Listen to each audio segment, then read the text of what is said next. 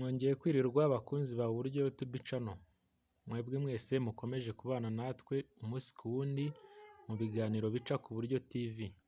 Nk'uko twabibabwiye ntabwo tuzakora gusa ku bijyanye na cryptocurrency cyangwa se na mining ibera kuri telefone, ngo twirengagize kubagezaho amwe mu makuru aba yabereye mu gihugu iwacu.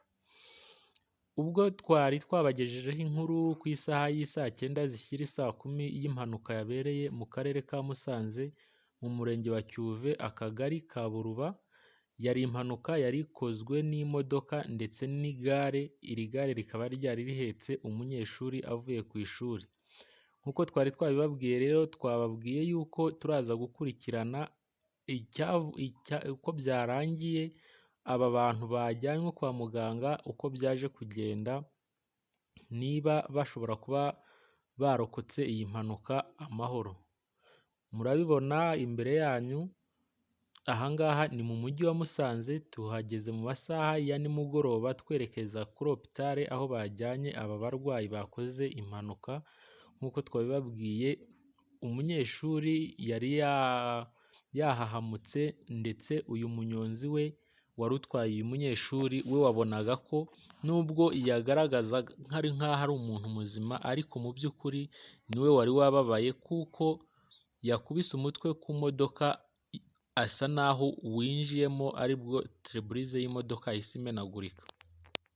Ahangaha rero turi mu mujyi wa Musanze, ni mu masaha y'ijoro, tugiye kwerekeza kuri ibi bitaro ngo turebe uko byarangiye, uko aba barwayi bacu bajyanywe ku bitaro uko byaje kurangira, niba koko abaganga babashije kubakurikirana uko bikwiye.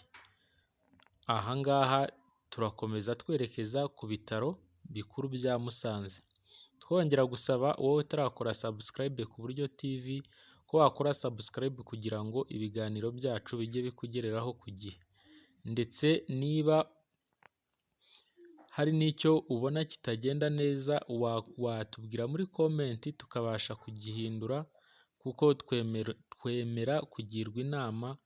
Burya umutwe umwe ntabwo wigira inama, nta nama z'umutwe umwe. Watwandikira muri komenti ukatubwira uko ibiganiro bica ku Buryo TV biba byagufashije cyangwa se icyo ubona twahinduraho.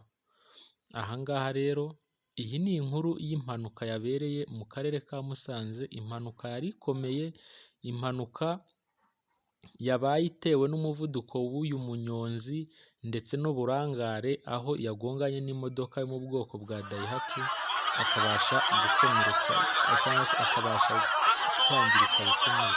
Uyu munyonzi rero nk'uko mubibona byaje kurangira tugeze ku bitaro dusanga amaze kuvamo umwuka, we yahise yitaba Imana. Iby'uyu munyonzi byarangiriye ahangaha, ubwo twamubonaga asa n'umuntu ugitera kuka, burya yari ari kurangiza umurimo we hano ku isi, basanze yaviriyemo imbere nk'uko twari tubiteganya bitewe n'uko twamubonaga. Basanze rero yaviriyemo imbere, nta minota yashize akigera kwa muganga yahise ashiramo umwuka, ubuzima bwe ni aho ngaho bwarangiriye.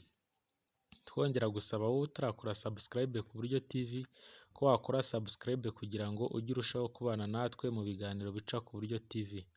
Murakoze, mugire ijoro ryiza, mwakoze kubana natwe muri iyi video.